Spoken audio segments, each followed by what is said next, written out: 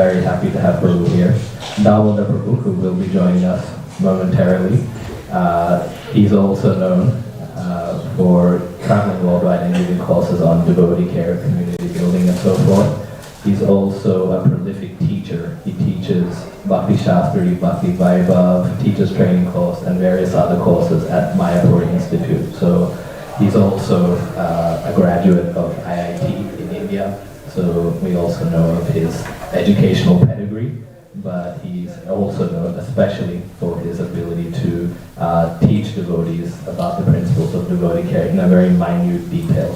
Because we always hear about devotee care, but we want to know how exactly do we implement devotee care and how do we do it on a practical level. So both Damodar Prabhu and Radha Gopinath Prabhu are experts in this field. They are part of the global team actually who teaches these principles. So we're very fortunate, very privileged that they've come to Sydney. They've only come for a short visit, but in spite of that, they've still taken the time to come here. So we're very grateful for their presence. So today we'll be doing a talk up until about 12:30, and then we'll have some time for Q&A as well. So if you have any questions, please write the questions down. We will have time at the end for questions. So without further ado, I'll pass it on to Radha Gopinath Prabhu. Hare Krishna. Hare Krishna.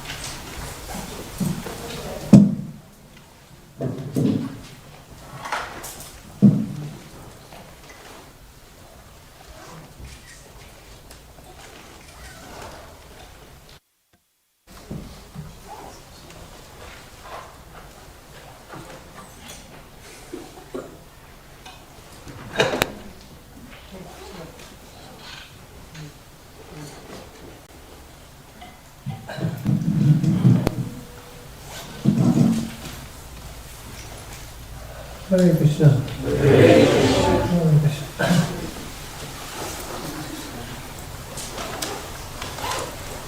Hare Krishna. So, first of all, I would like to express that we feel very honored and privileged. I remember when last time I visited here, that was more than 3 years back on the day of Nityanand Triyodashi. It was when Jananand Swami Maharaj gave class. It was just before COVID, 2020, Nityanand Triyodashi. So this was the first time I had the opportunity to visit Radha Gopinath here. And I have such fond memories. So feeling very much at home over here. Can chant the invocation, please? Om Gyan Vidyanasya Jnananjana Chakshurmekhamena Tasmai Shri Gurave Namaha Shri Chaitanya Manisham Saviram Nena Bhutale Saram Rupakamayam Nadani Svapadantikam Vandeham Shri Guru Shri Padapadam Shri Guru Namaskar Shri Rupam Saradam Satanam Kanam Saradam Saradam Shri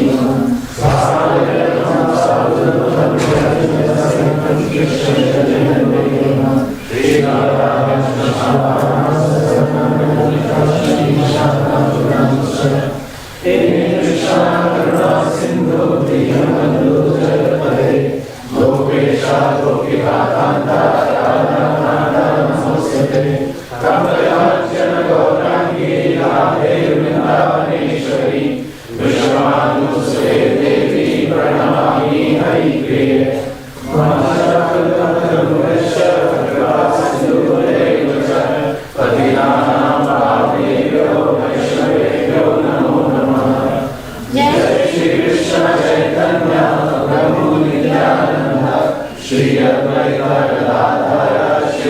Sadi Gaur Bhakta Vrinda. Hare Krishna, Krishna Krishna, Hare Hare, Hare Rama, Rama Rama, Hare Hare. Hare Krishna. Hare Krishna. So, I'd like to thank you all for assembling here this afternoon, or this morning actually. Also, I would like to express thanks and gratitude to Ghanshyam Govind Prabhu. So many devotees have told us about how he has been working very hard with a group of, with a team of many other devotees, but him leading the team to make this temple a very beautiful place to build the community of Radha Gopinath. So my gratitude to Ghanshyam Govind Prabhu, who is working very hard making everything possible. So today the topic for discussion is from Kanishtha to Madhyama, as an individual and as a society. I will speak briefly about rising from Kanishtha to Madhyama for an individual, and this is Radha Gopinath Prabhu will then speak as a society how we can progress from Kanishtha to Madhyama. There's a beautiful story of how Srila Rupa Goswami is in Vrindavan. And while he is in Vrindavan, he is meditating on the pastimes that are taking place in Goloka Vrindavan. So Rupa Goswami is having a meditation. He is seeing that all the Sakhis, they are dressing Srimati Radharani. It's happening in Goloka Vrindavan, and this is being perceived, or this is being envisioned by Rupa Goswami. And while they are dressing, decorating Srimati Radharani, from behind, Krishna appears. And some of the Sakhis notice that Krishna has made his appearance. Well, Srimati Radharani doesn't know that. So the Sakhis, they start, a little bit giggling, laughing among themselves. And not known to Radharani that what's happening over here. So then they complete the Shingar, and then they all bring a nice mirror, just like we bring mirror before the deities. So they bring a mirror before Radharani to see how, they have dressed, decorated her. As soon as they brought a mirror before Radharani, Krishna again made his appearance from behind. And this time immediately Radharani could see Krishna in the mirror. Earlier, she could not. As soon as Srimati Radharani saw, and she became bashful, all the gopis, they started laughing loudly. So there was a big, jolly, joyful moment. And seeing this, suddenly how Krishna appeared and how Radharani became bashful and how the gopis are laughing. Seeing this, Rupa Goswami started laughing. While in Vrindavan, is meditation. He started laughing, and at that moment of time, what had happened was, there was one Vaishnava who was walking nearby and he was limping. He used to limp while walking. He was just walking past Rupa Goswami while limping, and when Rupa Goswami laughed, this Vaishnava thought Rupa Goswami is laughing at my, limping. When I'm walking in a limping way, it's awkward. As soon as he felt a bit hurt by Rupa Goswami's laughter. He felt hurt. And as soon as he felt hurt, Rupa Goswami lost the vision of this pastime in the spiritual world immediately. And Rupa Goswami became very restless at heart. And what has happened? Suddenly, why I have lost this beautiful vision of the pastime that's going on? And as Rupa Goswami trying to figure out, he thought to himself, he couldn't see the obvious reason, but the first thing his thought is, have I offended some devotee of the Lord that I lost this vision? That was his first thought. Something very striking. Here we get important lesson. As soon as, if our spiritual life is going smoothly, and suddenly we face, lack of joy, lack of enthusiasm, something choking our heart, the first thing we can think of, have I offended some devotee? Have I offended someone, some devotee? If not, if did some devotee approach me and I neglected someone, or someone wanted to greet me, somewhere I have either offended or neglected or failed to greet some Vaishnava, maybe knowingly, unknowingly. That's what Rupa Goswami concluded. And then he thought, okay, let me find out the reason from my brother, Sanatana Goswami. Like he was not able to ascertain the exact reason himself. So he thought of approaching Sanatana Goswami. And this Vaishnava who was limping, when he felt hurt, he also went to Sanatana Goswami. Sanatana Goswami was like a natural, Vrindavan mentor for all the Brajavasis. So anyone would have any, kind of difficulty or any complaints, they would go to Sanatana Goswami. So this Vaishnava had gone to Sanatana Goswami and he expressed that, I felt hurt because Rupa Goswami laughed at the way I was walking. Sanatana Goswami explained to him, he said, no, you misunderstood. Rupa Goswami must be meditating on the pastimes of Radha and Krishna in the spiritual world. He must have laughed, at some joke that was being enacted in the spiritual world. He didn't laugh at you at all. Oh, that devotee, when he realized that Rupa Goswami did not laugh at me, but he was laughing in his meditation, then this Vaishnava felt, heaviness in the heart. He felt, oh, I must apologize to Rupa Goswami. As soon as he was thinking, Rupa Goswami came over there. And then Rupa Goswami also met Sanatana Goswami, and Sanatana Goswami then told Rupa Goswami about what had happened. And imagine Rupa Goswami, though he had no intention of laughing at this person, as soon as he realized that this Vaishnava felt hurt unknowingly due to some action of mine, Rupa Goswami begged forgiveness from this Vaishnava. And this Vaishnava begged forgiveness from Rupa Goswami for misunderstanding him. Both of them, they began to ask each other's forgiveness. As soon as they did that, they both felt tremendous joy within their heart. Both felt great joy within their heart. Again, so very instructive lesson we learn from here. Even while Rupa Goswami was 100% Krishna conscious, he was meditating on the pastimes of this Goloka Vrindavan, the highest realm. But unknowingly, some Vaishnava felt hurt without any intention also.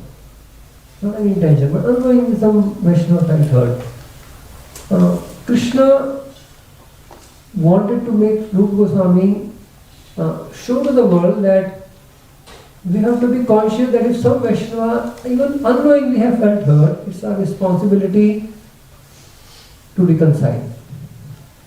Okay. So for that reason, Krishna made those leelas disappear from Rupa Goswami's heart to teach that we may be fully Krishna conscious, but while we are fully Krishna conscious, we also have to be conscious of the devotees around us. So therefore Srimad Bhagavatam says, Archayam eva harye yatu shadhya ihate. Who is the beginner devotee? Archayam eva harye. Archa is the Archa Vigraha form of the Lord, deity form of the Lord. So one who has great faith in serving the deity form of the Lord.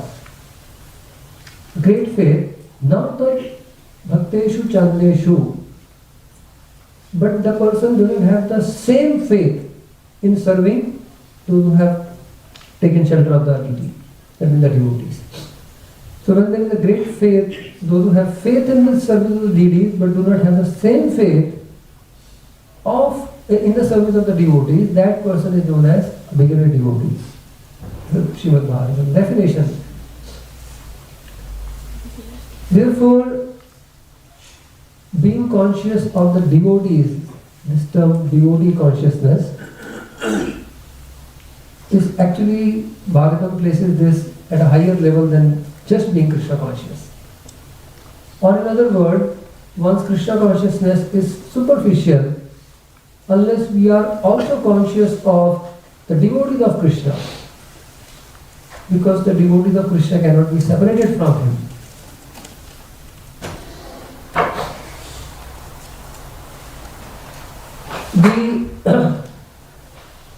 Thus, how do we make progress from Kanishtha to Madhyama? The lesson we are learning is, or the conclusion of the Siddhant is, the more conscious we are of the devotees of the Lord and about serving devotees of the Lord, the more we progress towards Krishna.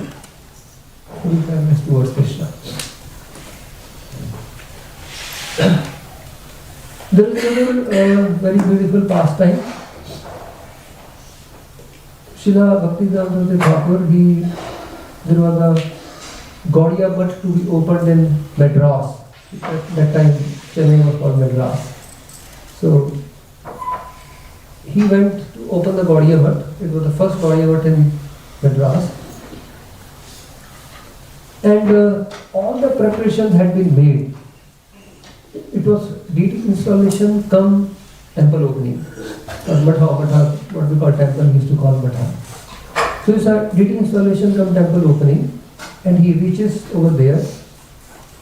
All the preparations have been made for the temple opening, for the deity installation. And thousands of guests are also going to be here. They are already arriving, so many devotees have arrived from distance, and all the locals will be coming on the same day. And Srila Bhaktivedanta Thakur inquires, where is that brahmachari who has been here for several years, who has been serving here? Then the temple president informed, this brahmachari misbehaved with the Brahman, and therefore, we chastised him thoroughly, and he has left the temple. Oh, Srila Bhaktivedanta Thakur, he felt quite sad. He said, okay, he misbehaved, but then he can be corrected. We can't have him just leave this place for good. So he said, you have to bring this person back. But because it takes so much, it takes gallons of blood to convince one person of Krishna consciousness. To bring one person and lotus feet of Krishna, it takes a lot of effort. Therefore he said, you search for this person and bring him back. As long as this person does not return, I am not going to open the temple and install the deities. So he refused. And it's a big event, it's not a small event, it's a big event. But Srila Bhaktivedanta Thakur refused to open the temple, install the deities, because one sincere devotee who though had misbehaved, but can be corrected. But we should not, because the person has gone, no one knows where that person has gone, and that person may or may not return. So he made a very strong statement, I am not going to open the temple, install the deities till you bring the devotee back. And all the devotees, they kind of panicked. We are going to get him. So there was an urgent meeting called. Now, it was evening, we have to somehow get him tonight. So they said, think of a possible place where you can find him. So it was an urgent meeting. And then someone suggested, once my watch had broken, And this person had fixed the watch. Maybe for livelihood he may be in some watch repair shop. So, okay, let's go to all watch repair shop in the city. So they began searching for him. Finally they found him working at one watch repair shop. And they pleaded with him and brought him back. But they pleaded him as soon as a devotee approached this brahmachari. He started crying. He said, I was just waiting, will I ever get an opportunity to go back and be in the temple and serve again? Because he didn't have the strength to go back on his own. So he started crying, and then the devotee brought him back. And then Srila Bhaktivedanta Thakur, he was happy, and he told, there may be mistakes, we may correct, but we cannot turn a devotee away. One must come to Krishna's devotee. So in this way, through this pastime, Srila Bhaktivedanta Thakur, he gave a very strong message that the deities will not be pleased if we are not taking care of the devotees. In fact, it is said that if someone is serving the deities and having conflict with the devotees, stop your service to the deities. Resolve your conflict first, then come back and serve. So the Lord is not pleased. We cannot really serve the deities while we have any kind of conflict, any kind of hard feelings, etc. with the devotees. We have to first resolve that. Another beautiful pastime of Sripad Ramanujacharya. Ramanujacharya, he is the great Sri Vaishnavacharya of the Sri Sampradaya. And he was traveling with a group of disciples. Came to an outskirt of a village, and then in that village there were two disciples of him. There was one very rich disciple and a poor disciple. So since there were quite a group of around 50 disciples, Ramanujacharya, he sent a message. He sent two of his disciples to the house of the rich disciple. Said, go and give the message that the Guru Maharaj is here on the outskirts of the village, and he would like to come with the devotees. We would arrange the prasadam and the few things. So these two devotees went with the message. And when this rich person, the disciple of Ramanujacharya, he heard the news that Guru Maharaj may visit us very soon. As soon as he heard the news, he became so joyful, he became very excited. He said, yes, immediately I'll make all the necessary arrangements, I'll make all the preparations to receive Guru Maharaj. And he started making all the arrangements, he went inside. And those two disciples who had brought the message, they just returned back. And when they returned back, Ramanujacharya asked, okay, so did you give the message? He said, yes, we gave the message. How did he react? He was so happy, so excited, he started making all the preparations. How did he receive you? Well, did he offer you something, a place to sit, a glass of water to drink, some snack to munch upon, anything? Well, no, he became so excited, he became so busy in preparing that, we didn't want that anything anyway. So they said, no. Ramanujacharya said, well, I am not going there. And Ramanujacharya refused to go there because this person did not properly receive his disciples on that ground. And then he said, on the contrary, without informing, we will go to the house of the poor disciple, the poor person in the same village. And Ramanujacharya went to the house of a poor person. Only his wife was there at home. And he used to just go for begging something and beg a little for them to maintain the family. When he went, his wife saw, Guru Maharaj there with the disciples, and she offered her obeisances, and she said,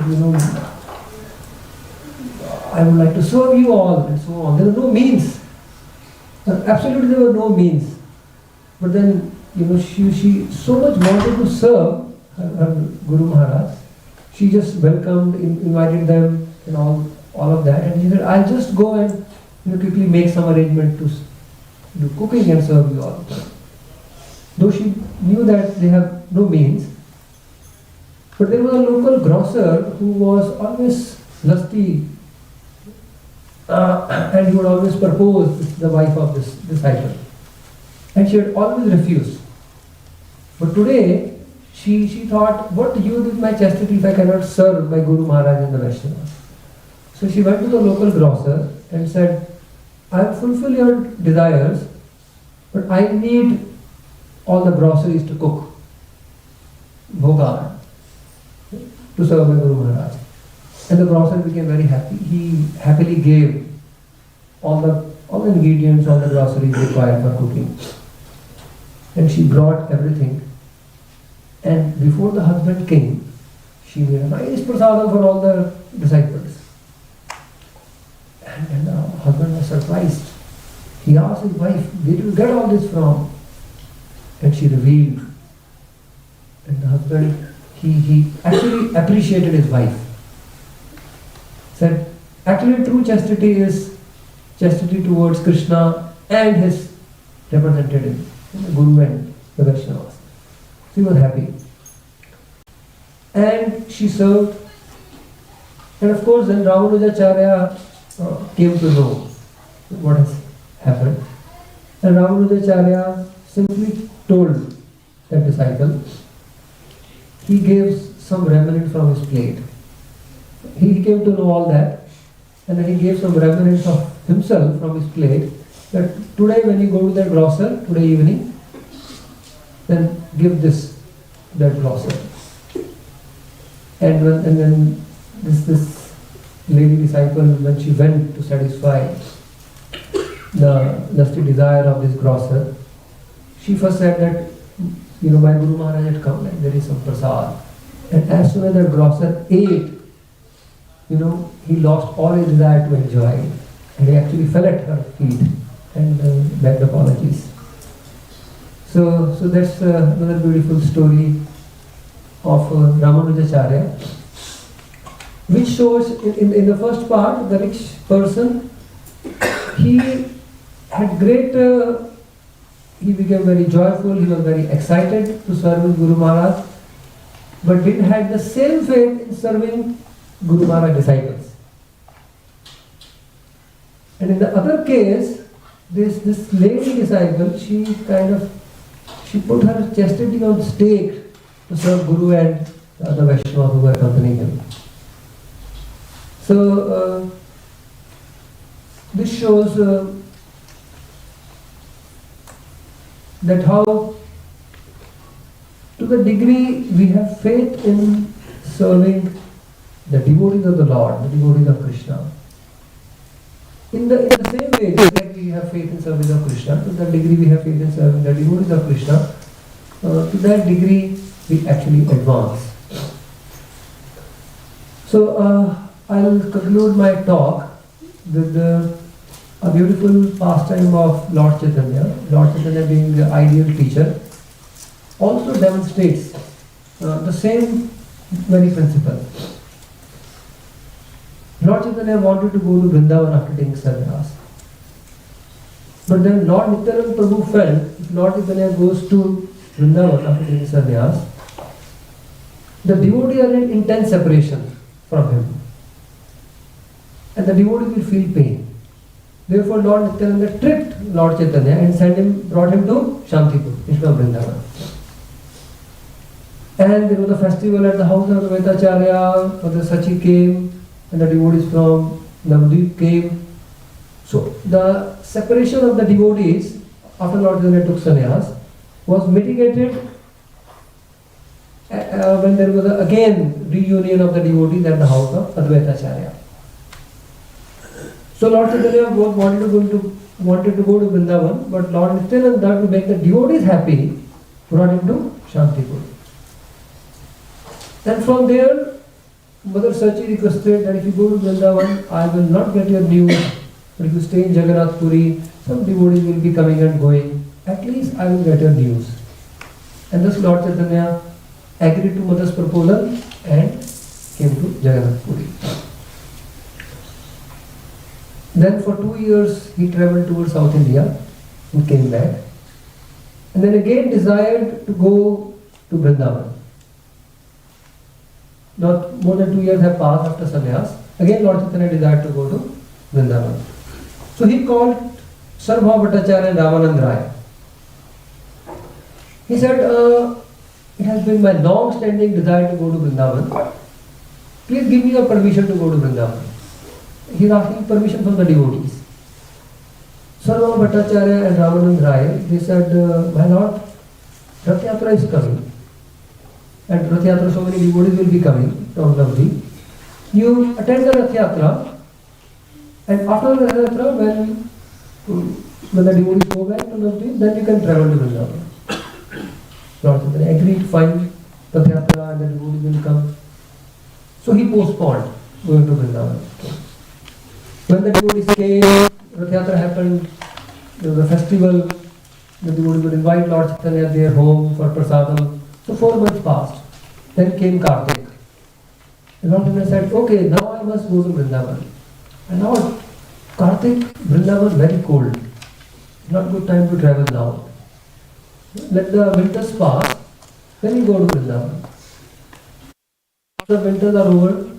Now the Dole Yatra of Lord Jagannath.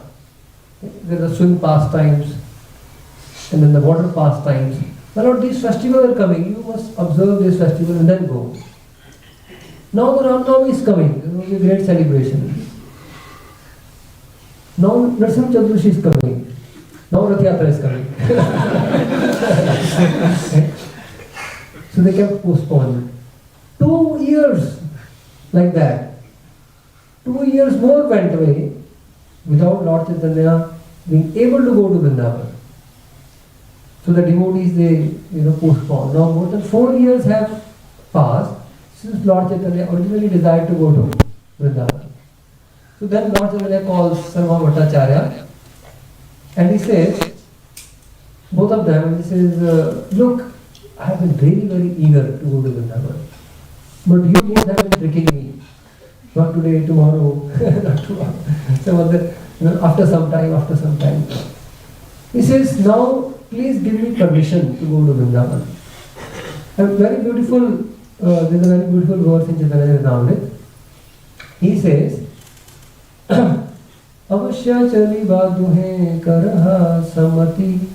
Said, I must go to Vrindavan now. Avashya chali baduhe karaha samati. Tuma doha bina mur nahi anya gati. I must go now to Vrindavan. Please will you both agree to my proposal? For I have no other shelter than the two of you. I have no other shelter than the two of you. That means I cannot disappoint you or I cannot make you unhappy and then go to Vrindavan. You two are my shelter. Lord Chaitanya, who is the shelter of all the living entities in the universe, he feels devotees are my shelter. And I cannot, make them unhappy and go to Vrindavan. Therefore, he says, give me permission, but give me permission happily. And that took so much time. Sometimes, we may want to have some permission from somebody. The children want some permission and they just harass, at times, so much again and again and again. So then, okay, fine, do whatever you like to do. Just leave me alone. So we may snatch the permission out sometimes. But here Lord Chaitanya says, no. Prasanna hai agya diva. Happily allow me to go to Vrindavan. Happily give permission. Not with a sad heart. Why? Because he says, if you are happy in giving permission, then I will also be happy on my journey to Vrindavan and during the stay at Vrindavan. Prasanaya agya diba nama niba dukh toma sab sukh bate habe mora sukh. Your happiness will bring happiness in my yatra. Lord Chaitanya says. Therefore happily give me permission. And some of Bhattacharya and Ramanand right, then finally they said, my Lord, we apologize, we delayed you, but we were just, out of fear of separation, we were not along with you. But yes, since you have desired, and you are the independent Lord, but still, you have voluntarily given up your independence for our happiness. For our happiness. So they happily allow Lord Chaitanya to go to Vrindavan. So in this way, the Supreme Lord himself, by his own example, Lord Chaitanya, who is the most ideal teacher, he himself is a practitioner of bhakti, and he himself is the most ideal teacher. So through his own example, Lord Chaitanya teaches that for any successful endeavor on the path of Krishna consciousness, if the devotees are happy, if the devotees' blessings are there with us, if the devotees' good wishes are there with us, then that is the sure shot path of success. The sure shot path of success. And of course that's one of the fastest way to advance in Krishna consciousness.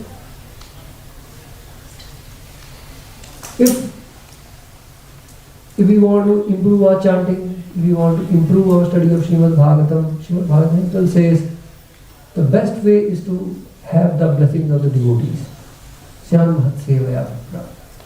By Bhat Seva, by serving the devotees and getting their blessings, all the obstacles on the path of Krishna consciousness are easily removed by the blessing and mercy of the devotees. And we can advance very quickly, very swiftly on this path of Krishna consciousness. So that's for individual. How do we progress from Kanishtha to Madhyama to even Uttma?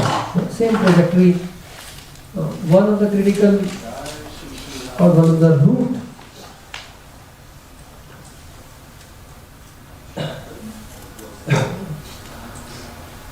root causes for one's advancement in Krishna consciousness is the association of the devotees, the service to the devotees.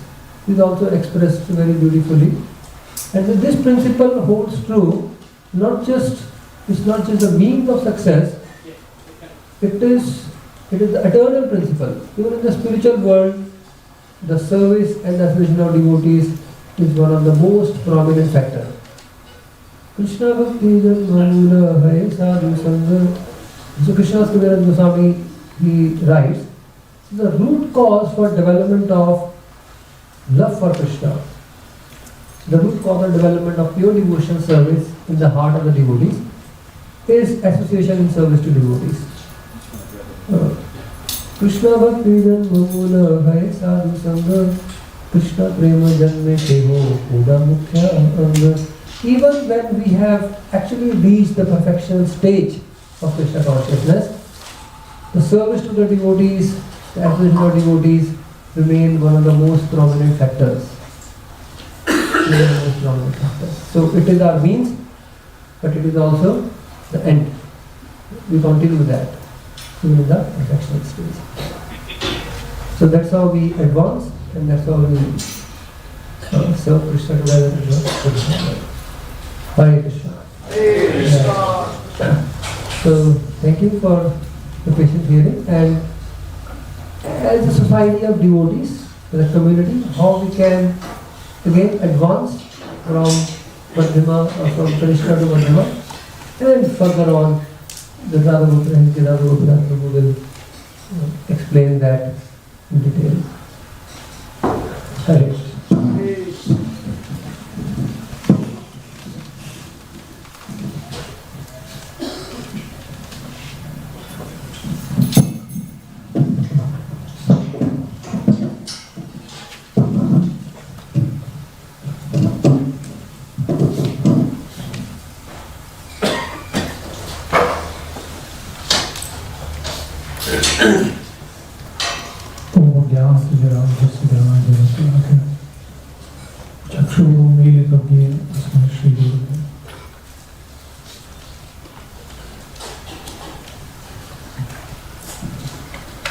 It is so soothing, pleasing to the heart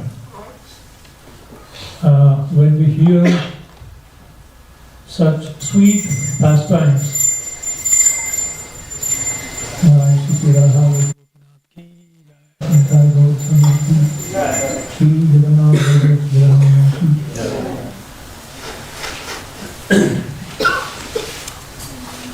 But then as we get out of the temple and meet the only devotee that we are not comfortable with right in front, then we feel Krishna, except this, everything is okay. You know? But this one creation, in this creation of yours, I think this one particular entity was a mistake, I feel. Though you are perfect and the creation is perfect. So the question is, here in the material world, with all our conditionings, living in a community of various levels of devotees, with various levels of nature, perceptions, ideas of engaging in devotional service. How do we really kind of survive and go through it? So, way back in 1980, His Grace Ravindra Swarup Prabhu wrote an article entitled From Kanishtha to Madhyamadhikari Society. He based this article on a study by a social scientist who studied several communities of various, numbers.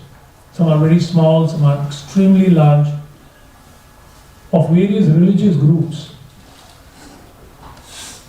and found out that universally this is a fact, that in a community of devotees to work in harmony and cooperation isn't easy actually. And then certain criteria was given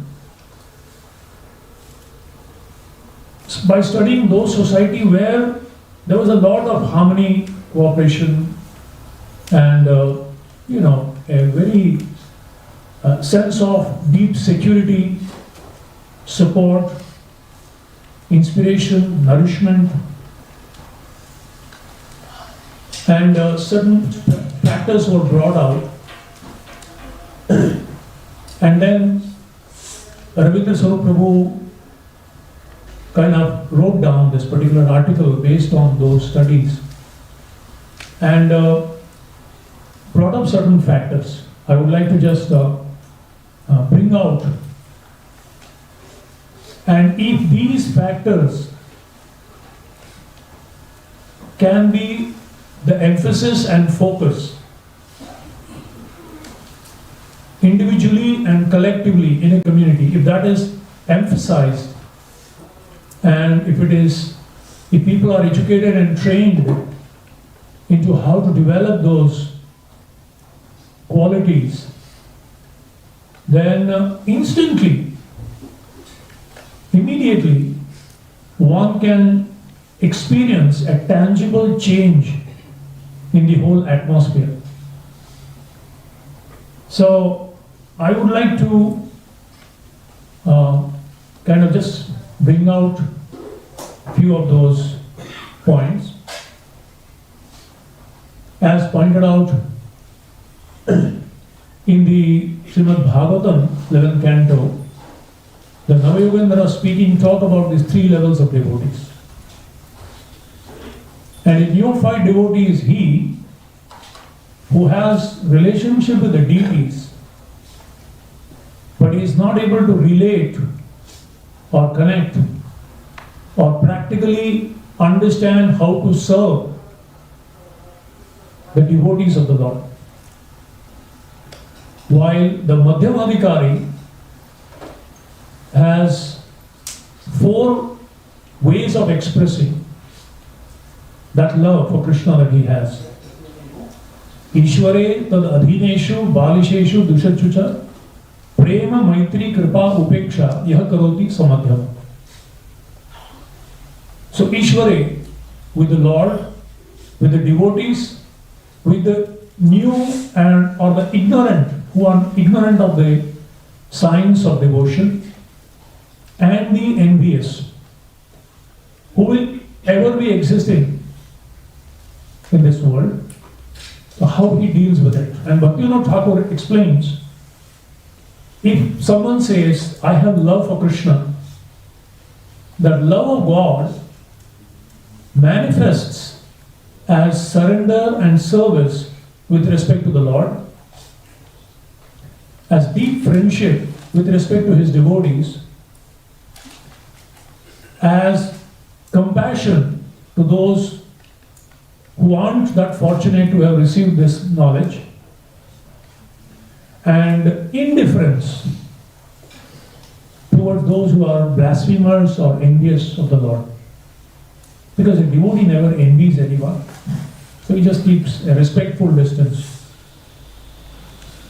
So the first sign of a Madhyamadikari society is relationship amongst devotees. If this relationship is not worked upon, that is why Rupa Goswami specifically says 6 loving exchanges. If you really want to progress in Krishna consciousness, that's in the process of bhakti, these 6 loving exchanges must be done with the devotees. Dadati pratigranati guhyamakyat pruchati bhumte bhojayate shadvidam priti lakshanam. And it must be cultivated, it must be worked upon. It will not happen automatically. It's not that one day you will get up and you will feel love towards every devotee. You really need to work, and it begins with us. We can't expect somebody else to do that. Dadati, first is yours, then prati, guhyam akhyati, then prichati. Reciprocation may come later, may or may not come. So we begin that process. So, the first is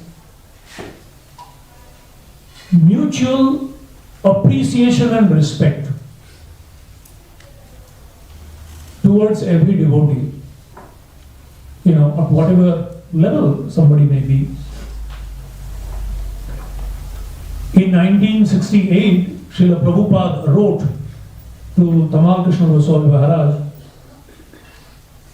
your appreciation for the service of your God brothers is very much laudable. This is actually a devotee's business, that everyone should appreciate the value of other devotees. Nobody should criticize anyone, because everyone is engaged in the service of the Lord according to one's capacity. And the thing is, Krishna wants to see how much one is sincere in rendering him service. It is said, you always would like to go to a place where you feel welcome, but you would like to reside and stay in that place where you feel valued. And as Krishna does that, when Hanuman was throwing huge mountain peaks and huge boulders to help Ram in making the bridge across the ocean to Lanka, traditionally there is a story that there was a squirrel which was trying to roll in the mud and drop it, shaking off that little dirt or sand on the bridge. In the eyes of the Lord, both were equal, because according to their capacity, according to their ability, according to their nature, they were doing their best. Sometimes, especially in the position of leadership or as managers, we judge devotees by their visibility. We judge devotees by their quantum of service. And we say, this is a sincere person. Ravindra Swarup Prabhu himself says that in Philadelphia, where he was actually temple president for several years, the whole temple was run by 3 ladies. The whole DT department, kitchen department, and temple other services. Literally like 3 pillars. And there was one lady who he thought was a little spaced out, because she was into studying something and discovering something, and like kind of things, into so many alternative medicines and things like that. But one time it so happened that all these 3 pillars fell chronically ill. The whole temple services came to a standstill, and it's unimaginable how things could have been run. And that time, this lady, whom he thought was very kind of, in her own, and she actually took it upon herself, personally went to the houses of these 3 devotees and nursed them back to health. And Ravindra Swarup Prabhu says, that day I took a vow not to judge devotees by their, external, not exactly external, but their visibility and their taking responsibility alone. Of course it is. Somebody does that, they receive a lot of mercy, they receive a lot of blessings, but everyone's situation may be different in a community. And therefore, it's the sincerity of the heart that must be seen through. As Krishna doesn't see the content, but sees the intent behind a person's sincerely trying to serve to the best of their ability. So, what are the solution? Which must be trained and emphasized is simple dose of honest appreciation. When we, not just for the sake of, sometimes it becomes little intolerable. Prabhuji, I'm the most powerful, you are the greatest. No, you are, okay Baba, tell me what do you want. It shouldn't be from the lips, it should be from the heart. So when an honest, words of genuine appreciation for somebody who's done something is, done. So simple dose of honest appreciation by openly glorifying devotees. Let's not be miserly. Confidentially in their ear, you did a great job. Management, we are taught a sutra. Glorify in public, chastise in private. Why should we be miserly? As Chanakya says, what does it cost you? We just speak a few words of appreciation. So, glorify in public. Let's not be miserly. But if you want to chastise, chastise in private. If you do other way, it's like withdrawing their emotional deposit. You will become bankrupt, and relationship is bound to strain. So openly glorifying devotees regularly as a rule, it should become our second nature. In fact, when we are absorbed in trying to see some good qualities to genuinely appreciate, the more we think about others, less we think about ourselves. And because we think less about ourselves, Krishna thinks more about us. Yoga Kshemam Mahamyam. It's such a simple logic.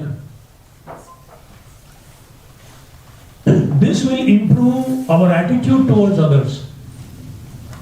Bhaktivedanta Srila Thakur would insist when people fight, glorify this person. And then your guru makes somebody stand in front of you, you don't like, and it's so forceful, you glorify that person, you better be true. What you have to desperately look, what good quality does this guy have? You really have to, make a lot of effort. So, and those who hear it are also benefited. In a community, when this kind of culture is established, those who hear, even they feel enlivened and enthused. I want to be part of such a wonderful community, group of devotees. One Prabhupada disciple made this statement. He said, elegant temple structures, very beautiful, attractive deity, opulent and sumptuous prasad, mind-boggling philosophy, and very soothing kirtan will attract people to the temples.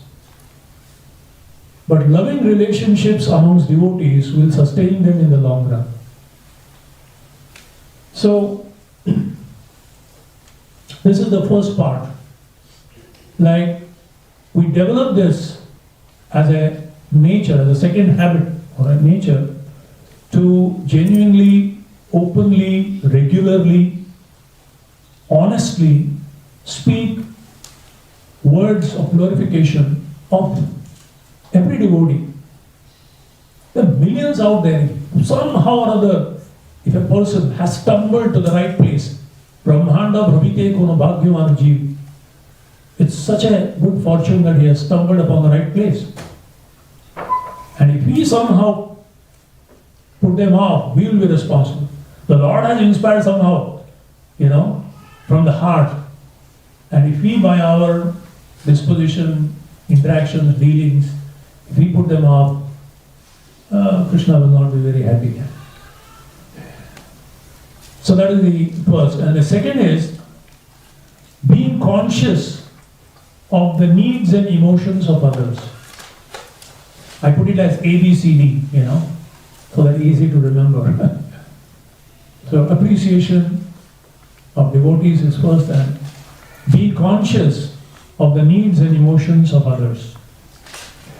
In the 9th canto of Srimad Bhagavatam, in the story of Durvasa Muni and Ambarish Maharaj, when Durvasa goes to the Lord, because the chakra is following him, burning him literally, the Lord tells, speaking about the glory of his devotees, he says, Mai nirbaddha hridayaha sadhavaha samadarshanaha vashe kurvanti mam bhaktya satstriyaha satpatimyatha. Mai nirbaddha hridayaha, my devotees capture me within their heart. I become bound by their love.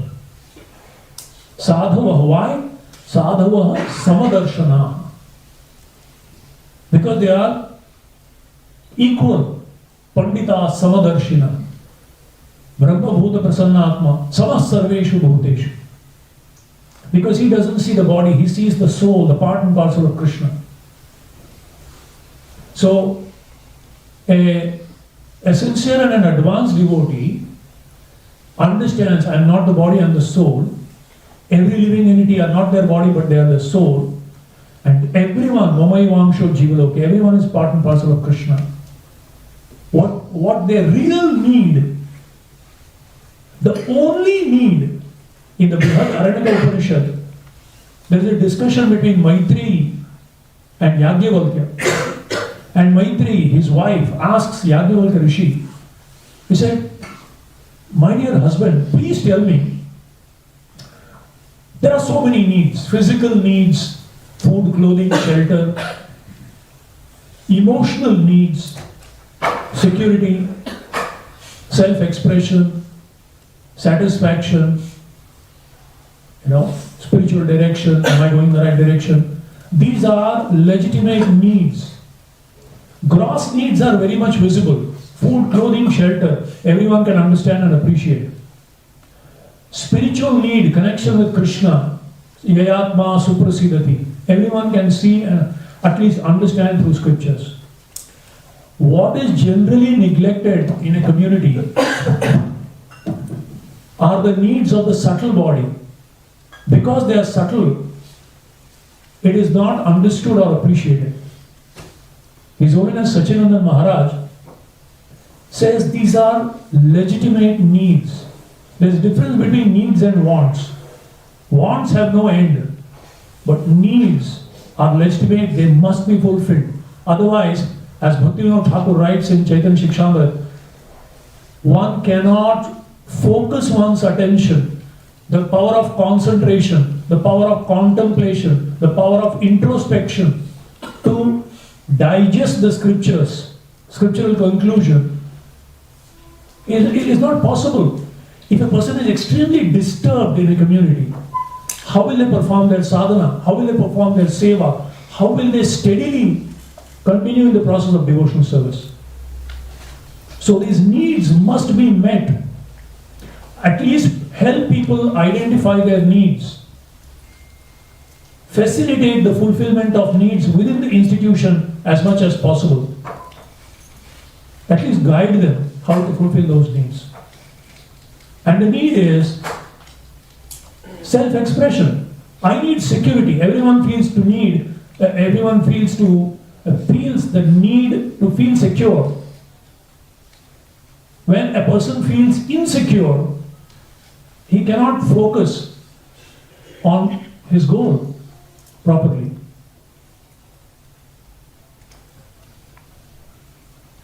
Man is a social being. He needs a society. And especially when it comes to Krishna conscious society, then there are many things which apparently he has to give up, and therefore there is slightly alienation from the other society. So he's neither there nor here if this security is not achieved within that, community. Self-expression. Everyone needs to express their nature, their skill sets. The Prabhupada said to the managers, tax your brain. The challenge of a small temple is so many services, no devotees. And the challenge of a thriving community is so many devotees, no services. Because people feel so grateful having received. They want to do something. And one has to tax our brain how to create services. Because people feel so satisfied when they express themselves. It's like a flower which has blossomed. When they express their talents for Krishna and feel deep sense of fulfillment and meaning and value to their life. So, understanding these needs, and facilitating easily and successfully get qualified help from within the community. So this is something. First of all, to recognize those needs, to acknowledge those needs, and address those needs and the emotions. For this, why is it so difficult? Everyone knows, but why is it so difficult? Because generally, the nature of a conditioned soul is to focus on one's own needs to the exclusion of everyone else. A person becomes so insensitive because they are so self-absorbed. And therefore, a Vaishnava means paradukha dukhi. He's not so much concerned about himself, but he's genuinely concerned that there are so many sincere people struggling. They have so many needs that needs to be addressed in whatever way we possibly can. It forces us to become selfless. Think less about yourself and think more about others' needs. And we should be careful about not offending or hurting. When we are so self-absorbed, we don't even realize how our dealings, how our words, how our actions have hurt others. We don't even recognize what to speak of addressing it. And so therefore, training and education in this aspect of identifying, acknowledging and addressing those needs, creating some structure. Like for example, children have their needs in a community. Every parent is in anxiety. I have certain values. I want to give those same values to my children. This morning a lady told me, Prabhuji, what you're telling is okay, that's okay in India. Here the culture is different. We are here, and how do we do that? But a community of devotees acts as an oasis in the desert. Because as a social being, we need a sense of belonging. We need support. Invariably, everyone has to face crisis in life. Health crisis, relationship crisis, financial crisis. We may not get full help, but someone at least, lend a shoulder. You feel so nice. Why would anyone like to leave such a family or a community where at the time of the most need, there is someone to extend a hand, helping hand, or just a word of understanding. I understand what you're going through. I wish I could do something. Just a word gives so much solace and shelter to a struggling soul in this world. The third is communication. Good communication, effective communication. Actually, communication is the basis of all social interaction. Any community or society or family, a group, communication, if it is effective, then, it creates and sustains a community. Communication is the foundation of creating and sustaining a community. And as I said, honest communication achieves miracles. Yes, there are some big problems that we are facing as a community, as a society. But according to that person's ability and capacity, we need to address it honestly, not put it under the carpet. Yes, this is it. Factually, this is it, and we are trying to do this. It actually does miracles. People develop trust in people who communicate honestly.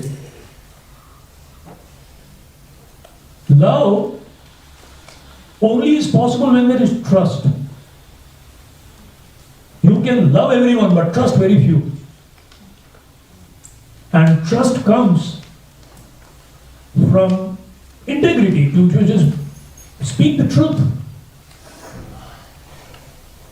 Without communication, the best philosophy cannot sustain a community.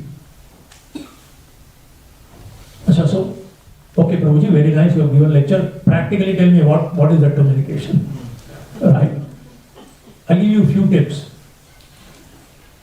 communication means it's two-way, never one way. I'll give you one example. One of my godbrothers went to one temple in one particular region in India. And the younger devotees came and complained about certain decisions about the leader. And this devotee happened to be the very good friend of the leader. So they said, please tell him, it will be nice if, this kind of the things are done. These needs are met. So this godbrother of mine, he went to the leader and he said, Baba, this is it, they are telling me. What? Who said it? No, it's all right. Don't worry. I just wanted to. He called all of them, made them stand there. He said, he is telling me this. Have I not full faith? Just tell me yes. Okay, now you can go. I told you, Prabhuji, just see, everyone, yes, isn't it? This is only one-way communication.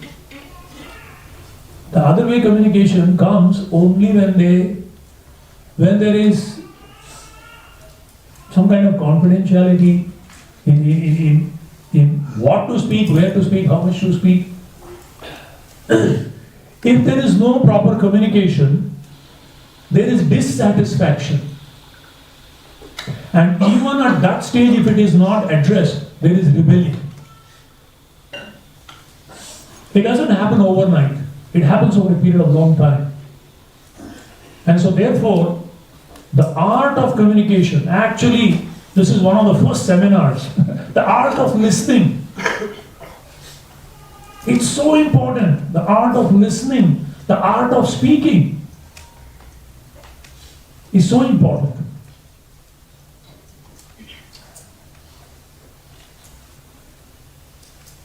As long the communication should be non-judgmental. Sympathizing.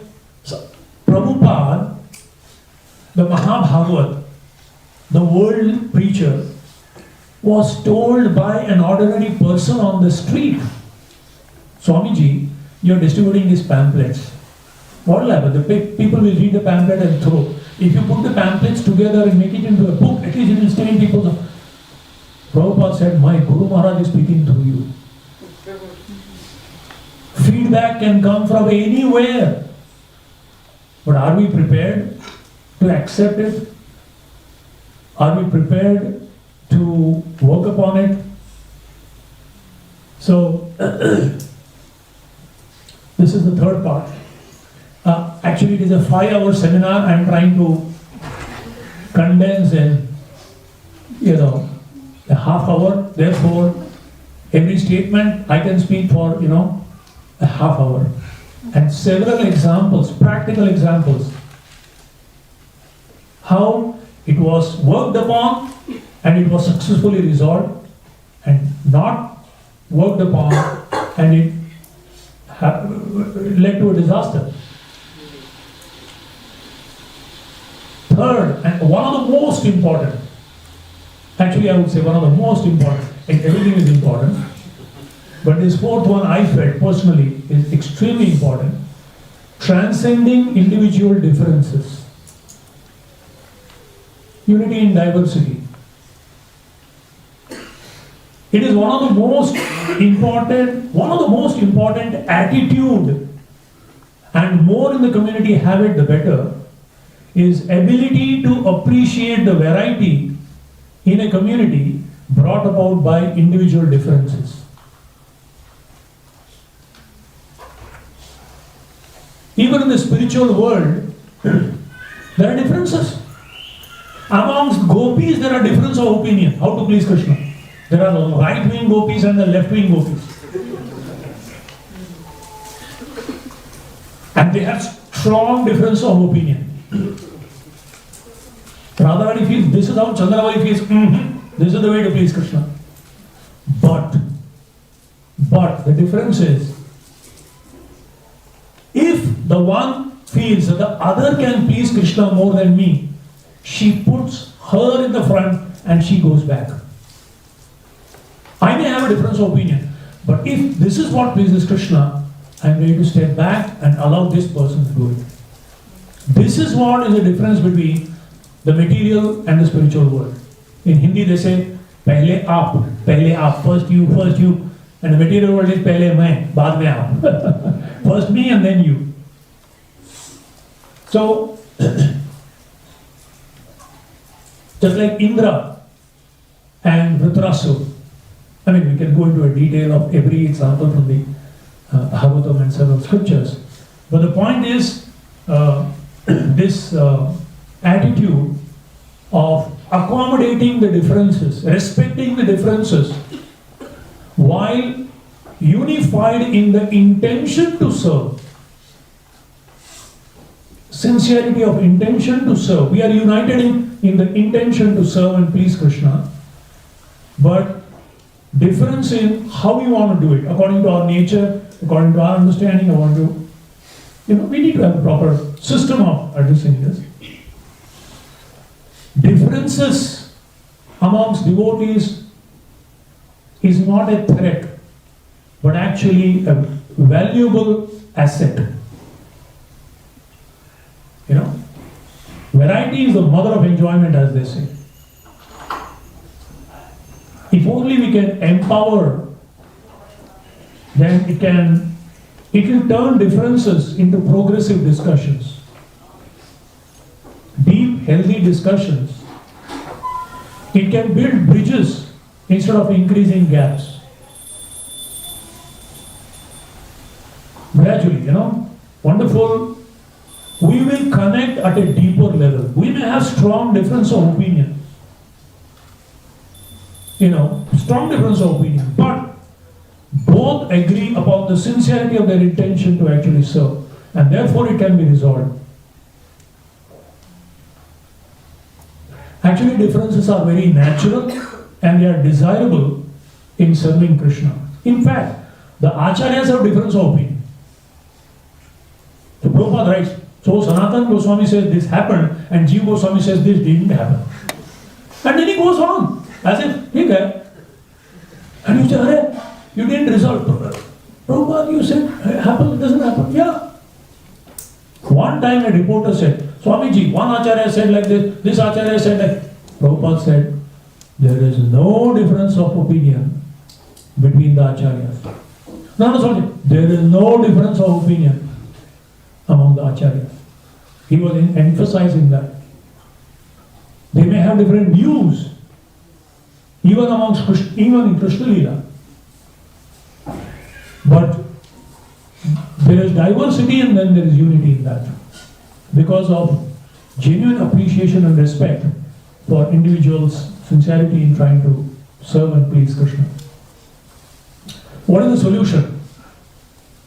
The solution to transcend individual differences is being committed to coexistence, whatever it is, committed to coexistence. Yes, we may have our difference of opinion, but we are here, we have come together as a family, as a community, keeping Krishna in the center. This is what it means to have a community. Community means, communist means the common factor. What's the common factor we have all come here today?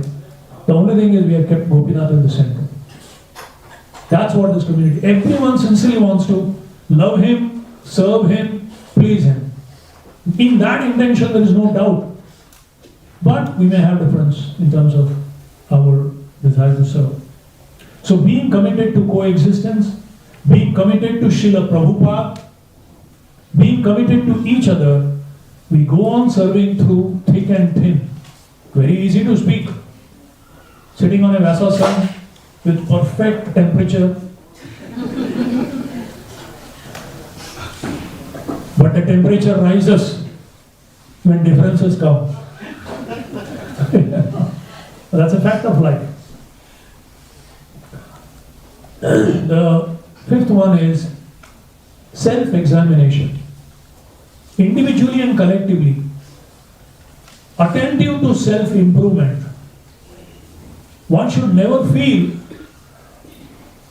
I reach perfection. I don't need any other thing to go above and beyond.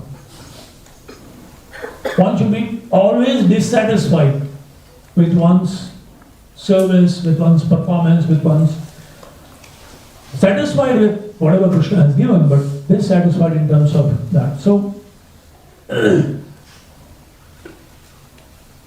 being self-critical,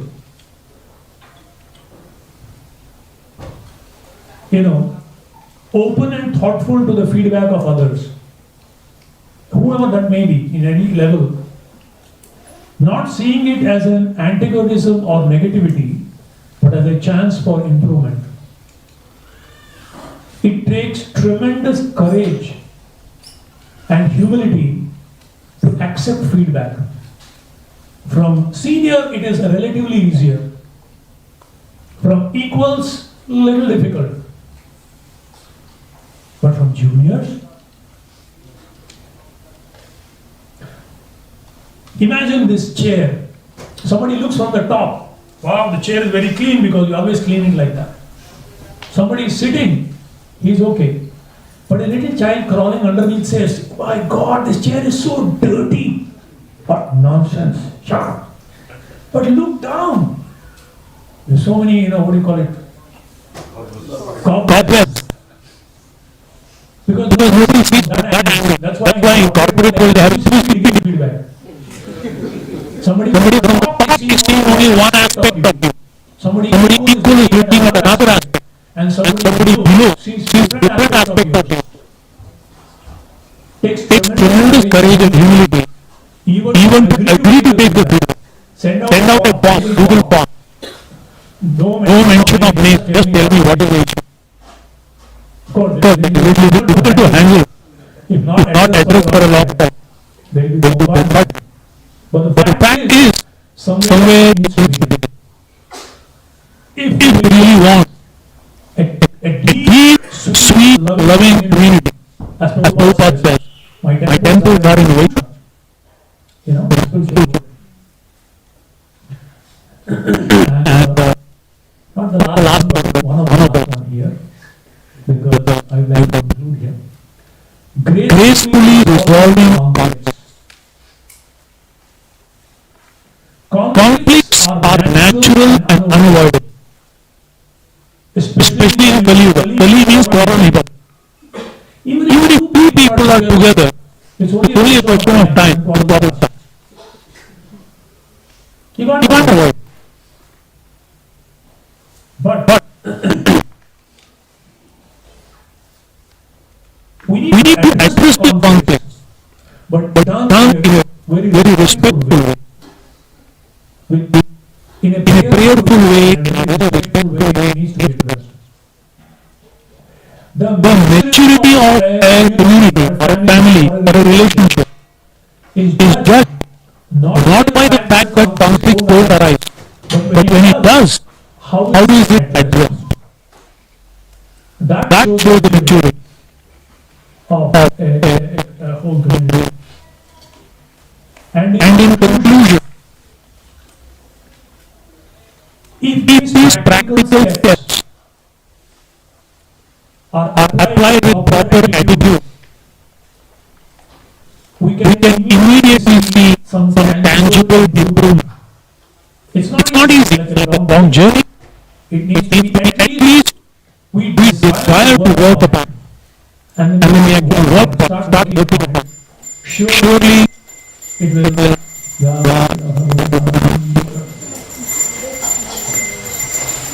I just finish with 2 minutes.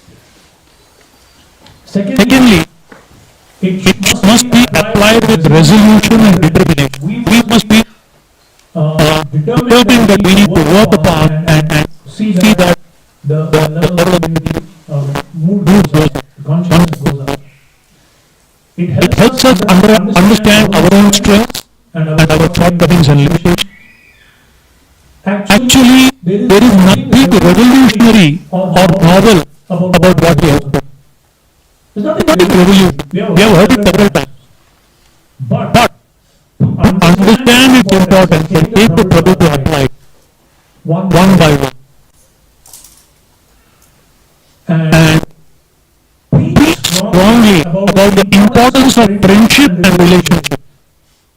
In devotees, how we need, we desperately need each other. Without that, we can't succeed in this journey. And we can't Krishna. And also, importance of individual and collective sadhana. Sadhana is like the lubrication. Relationship, obviously there is friction. And friction means heat and sparks and smoke. But our good sadhana is like lubricating that, putting some oil. And if individual and collective sadhana is emphasized and proper practice, then it becomes much easier to work upon these. And then surely Krishna's mercy and grace will follow, and we'll be able to experience shelter, nourishment, inspiration and encouragement within the community, so that we never want to leave this community and go elsewhere, anywhere else. Why should anyone ever think of going elsewhere? Thank you very much. Hare Krishna.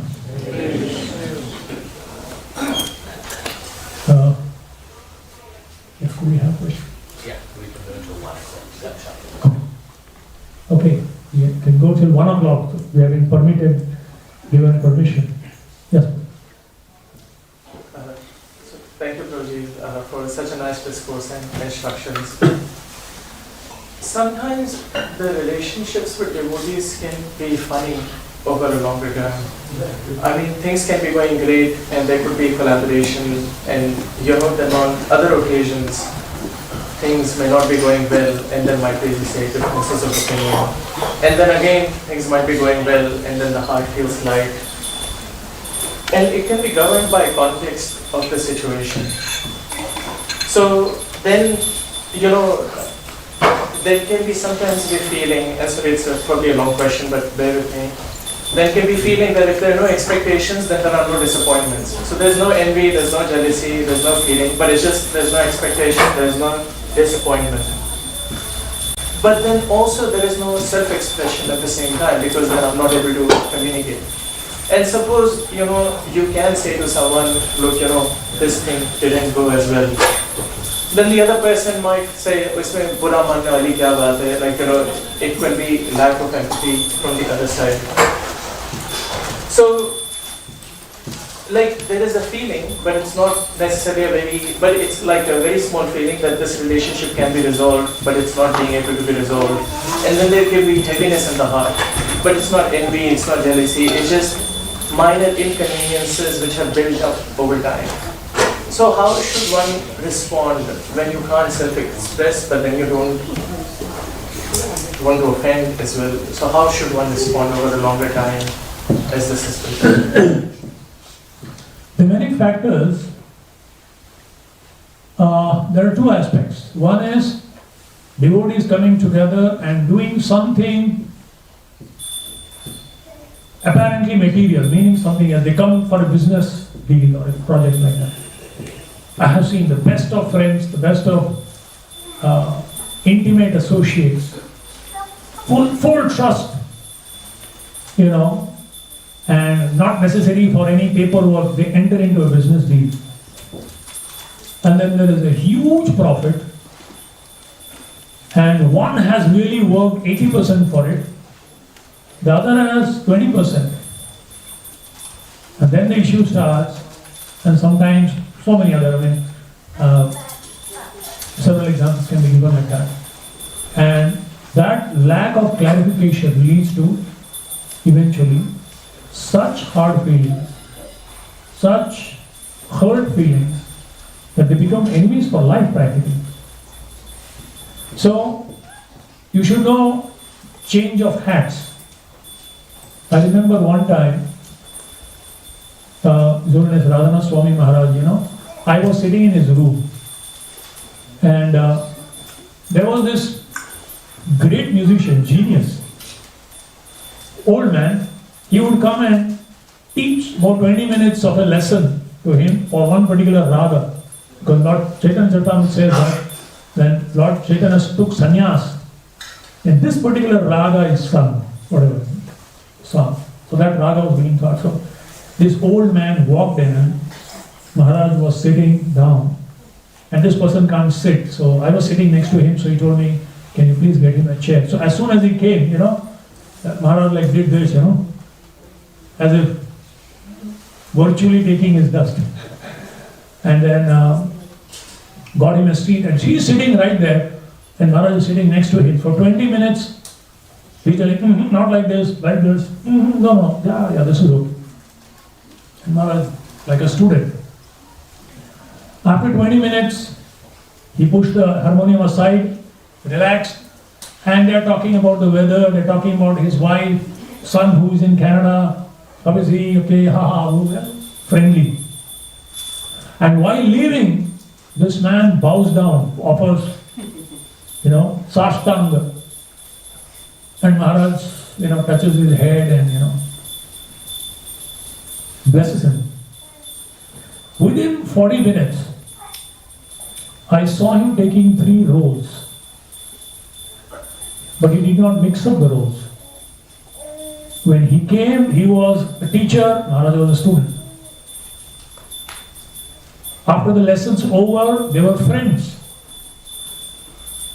But when he was going out as a grahastha, he was offering obeisances and Maharaj was giving blessings. So in a relationship, many a times it is better to clarify expectations. That's why communication is important. Straight, honest communication. As regards spiritual kind of, certain kind of things, I have seen very good managers. Because when you manage things, you have to take some quick decisions. Think on your feet and take decisions. You can't be, having a meeting, nothing. You have to take quick decisions. And in the process of decision, sometimes people get hurt because some like it, some don't like the decision. It is natural. Immediately after the whole event, I have seen this person sit down with all of them, profusely feed them, and ask them, please forgive me if I have discuss about what do you think could have been done better. And everyone goes back happily. But when doing the service business, everyone knows better not go near him at this time because, shape up or ship out. I want to execute this. But after that, immediately they sit together and have a nice session, things like that. So there are ways. See some very good, efficient leaders and managers at work. Online training. So see what are the certain practices that they do right, so that the services are done at the same time relationships are also. Executing a project or a service is like running the machine, and working on the relationship is like lubricating it. Both should go on, simultaneously, or regularly there should be lubrication. Otherwise, sparks will come. It's no rocket science. I would like to share one more thing. In any long-standing relationship, whether it is husband and wife, whether it is friends, whether it is parents and children, whether it is colleagues, whatever, any relationship, if it has sustained in the long run, it means it has some few ingredients on both the parties. Humility. One cannot allow the ego to come into a relationship. My way or the highway. Win, lose. I win, you lose every time in a relationship. It doesn't happen. If I'm wrong, I apologize. I say, I'm sorry. Humility. Tolerance. As the other person is tolerating you, why can't you tolerate the other person? Everyone has a different nature. Patience. No one can change overnight. Certain conditionings are very deep rooted. You need to have patience. Forgiveness. Very easy to speak, very difficult to let go. The boat of relationship won't move forward if the anchor is not released. So holding on to some smaller things insignificant things, thinking that 5 years back you looked at me in an unpleasant way.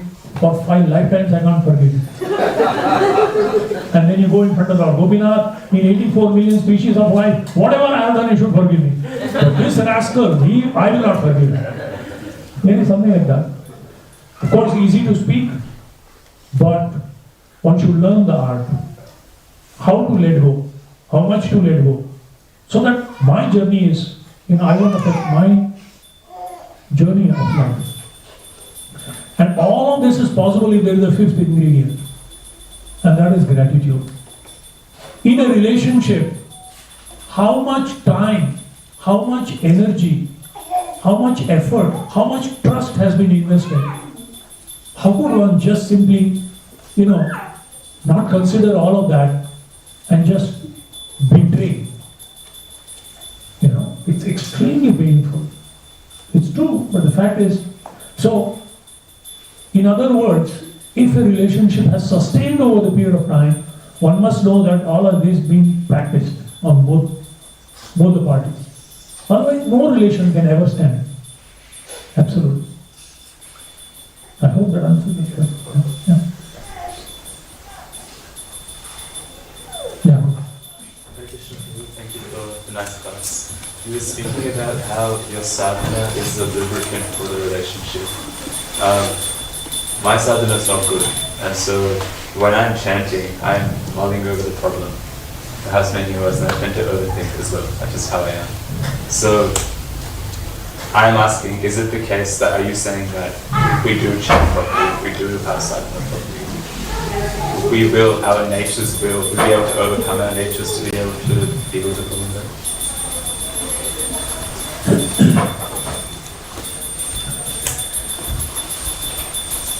What sadhana does, as Lord Chaitanya says, Chetu Darpanam Arjuna, it actually creates a right mood of being the servant, servant of the servant, in that proper attitude and mood, to actually deal with those issues. And also gives us the strength and the intelligence how to deal with it. If you are really, taking shelter in a prayerful mood, it gives us that intelligence and also the strength, the intelligence to take the right course of action, and the strength to, and the determination to, execute, do it actually. So yeah, that is true. And that acts as, again, a lubrication so that to work on that relationship. So you can't have sadhana. Trina, what is the main thing? 4 things required to steadily chant. Trinadapi sunichena, tarori vasaishuna, amanina manadena, kirtanena. Right? What is common amongst these 4 things? Humbler than a blade of grass. Tolerant than a tree, ready to offer respects to others, expecting none in return. Can you tell me what's the common factor between these 4? Do not consider your needs. Only common is false ego. A person with a big fat ego can't be humble. Very difficult to tolerate someone giving different opinion. It thrives on respect. And it's difficult to give respect to others. How can I give to this person? Just move fellow. Such an old, such a senior, mature. And Kali means quarrel and hypocrisy. And what is hypocrisy? False ego. Individually. I am here, but I want to show. That's hypocrisy. And what is quarrel? False ego manifested collectively is quarrel. So the root cause is false ego. The only thing Kali does is puffs up. That's all. It doesn't have to do any other strategical planning. Only puff up the ego. And there is quarrel and there is hypocrisy. Opposite of hypocrisy is integrity. Opposite of quarrel is unity. So chanting holy name individually brings integrity. My walk and my talk. And chanting collectively brings unity, Sankirtan. So it is basically the sadhana, which is collectively and individually. is the way, Aranam eva kevalam, in that sense.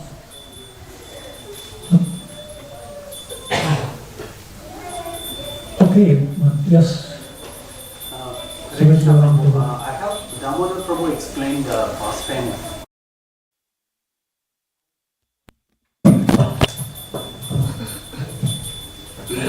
Prabhuji, you explained how it is important to avoid offending devotees through the pastime of Uttma. But sometimes we may come across very sensitive devotees who may get offended very easily for small things. Then it sort of becomes very difficult to reconcile, because you explained it's important to reconcile such offenses. So how do we deal with that, and with a devotee like that who is very sensitive, because they might get offended for minor things when it becomes hard? Hare Krishna. Actually, first of all, who takes the offense? And there are different degrees of offenses.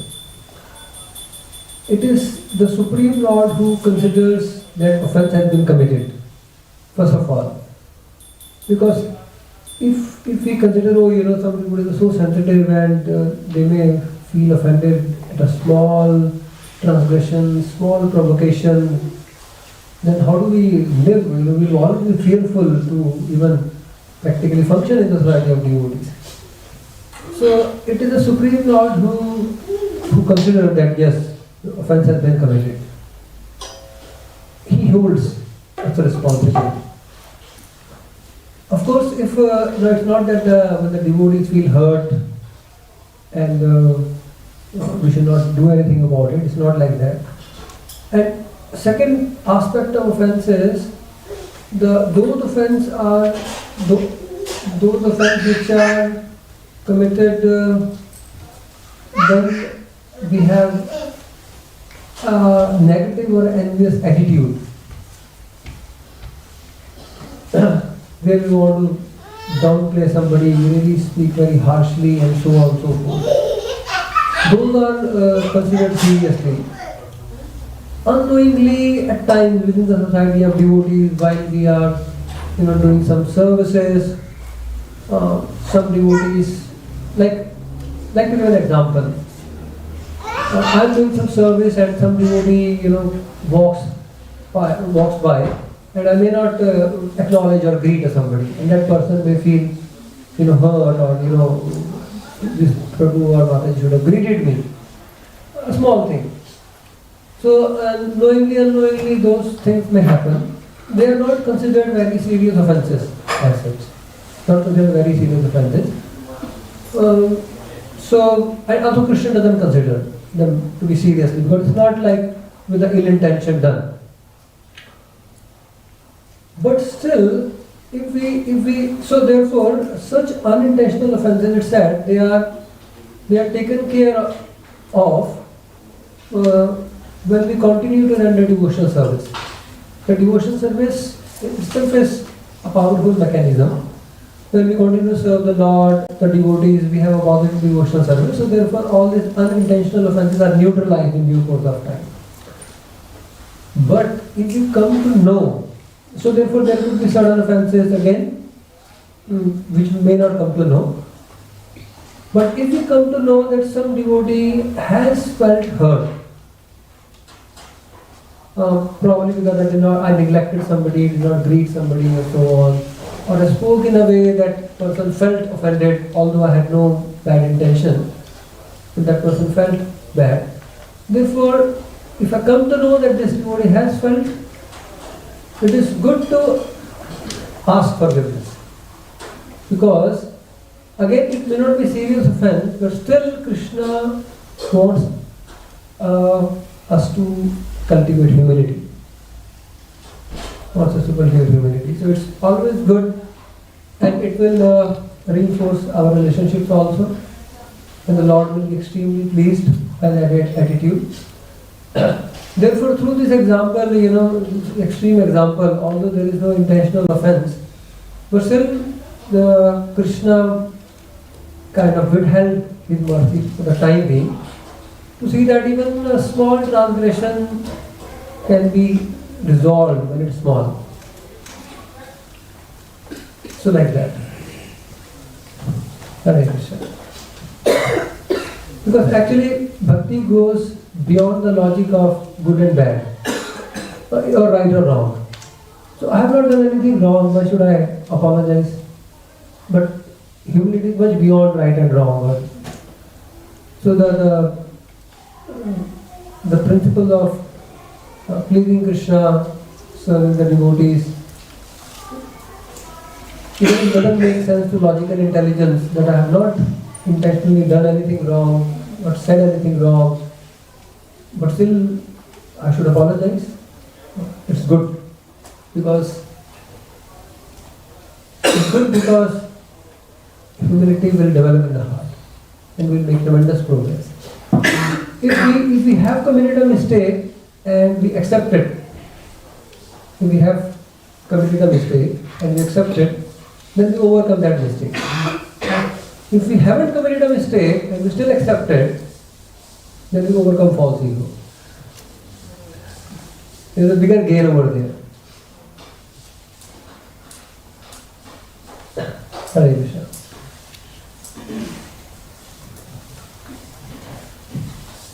Hare Krishna. Thank you, Prabhuji.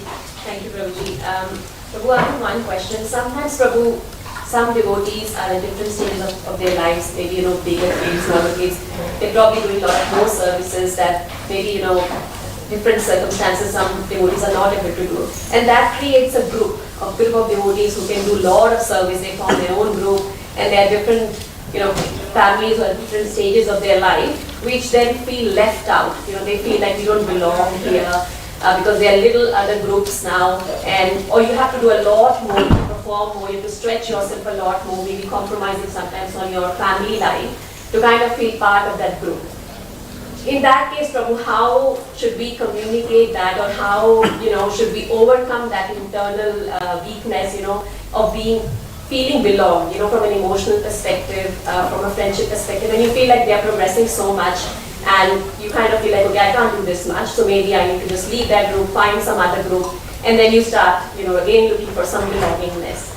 What we should do, Prabhu, in that circumstances as a family, a young family, or still progressing and trying to feel part.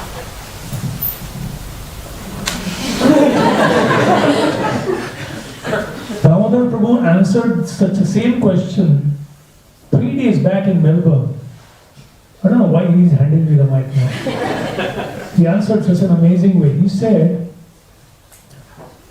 if someone is doing amazing service and you appreciate that, if not equal, you will make more progress than that devotee. By genuinely appreciating somebody is able to do such, amazing service just by wholeheartedly appreciating that and praying to Krishna. I wish I could be in a situation where I could do that kind of facility situation. But still, really, Krishna, as I said, sees the intention. If we have a desire, someday, after my responsibilities are over, Lalasamai prayer. When will the day be mine? Where I'll just come and, perform 24. It's good. It's good. And, I think Gandhi said this. Don't try to change yourself. It begins here. In your situation and a circumstance, generally what happens is, in a community, that is, I have seen in our ashram, there is a wave that comes.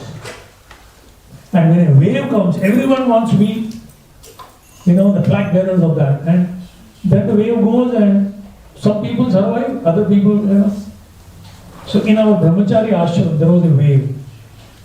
Everyone was wearing this, what do you call it? The wooden slippers. No, the wooden khadams? Padukas, yeah. Paduka.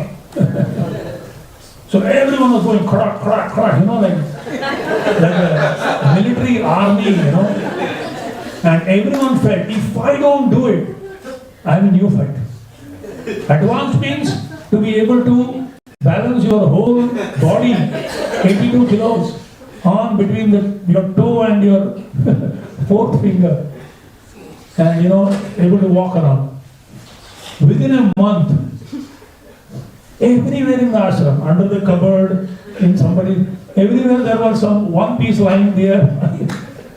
One or two survived the crow syndrome or crow phase, and everyone else kind of went. And then suddenly, everyone was having a copper bowl.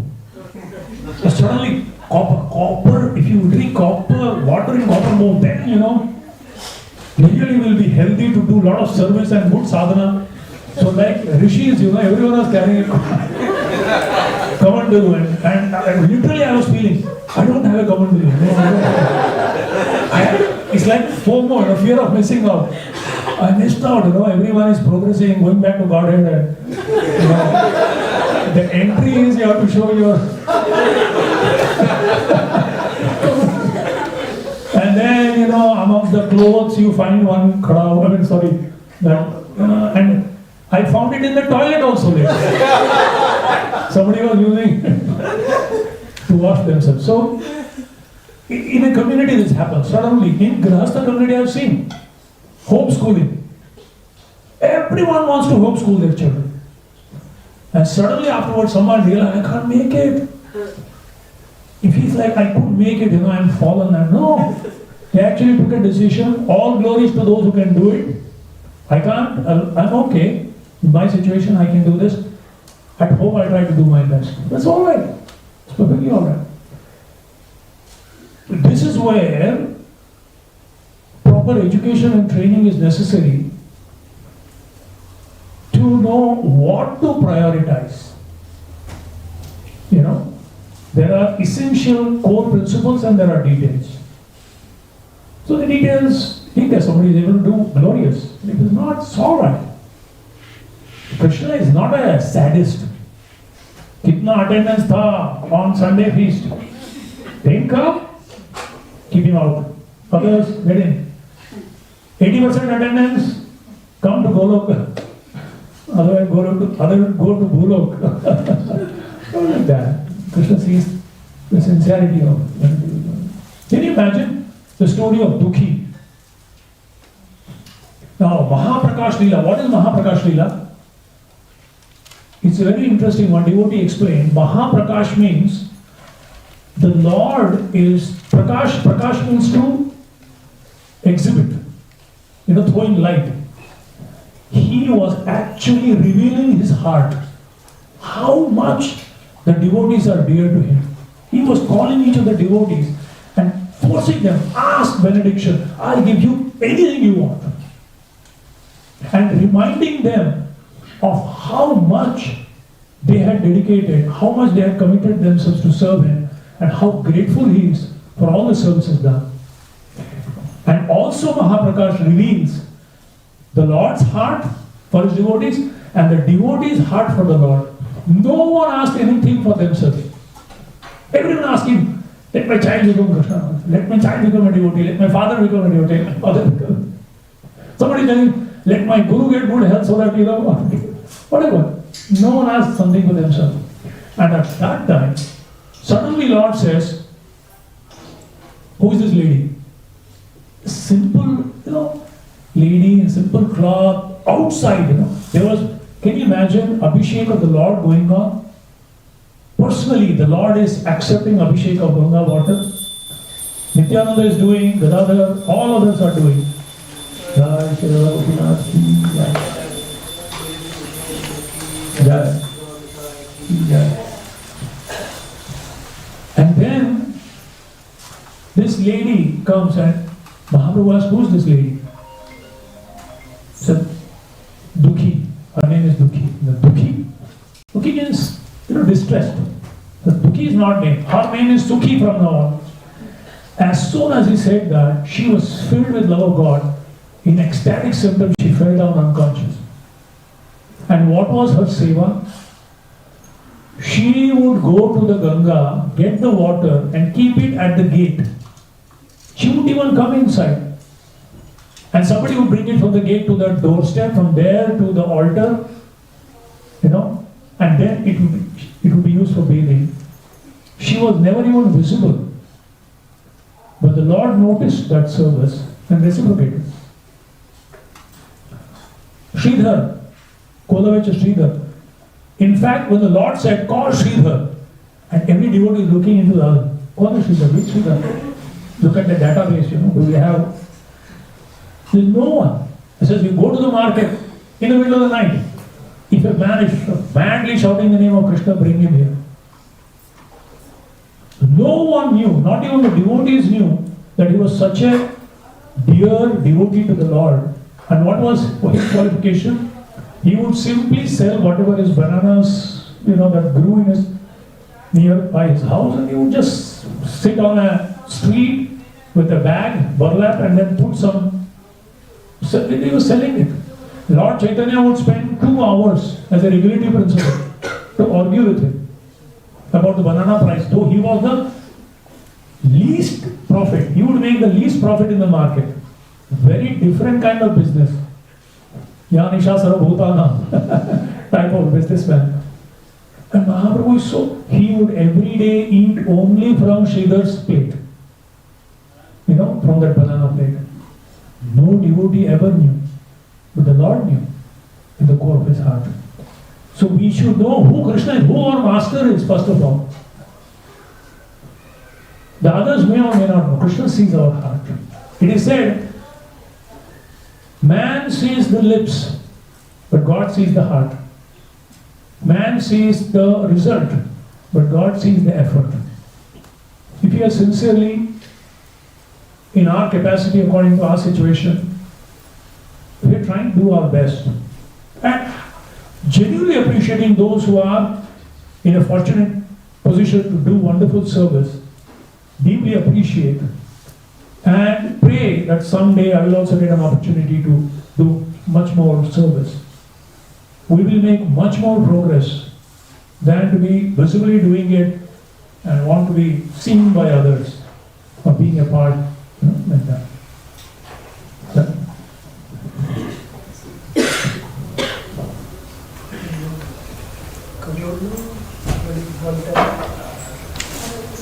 There's more question.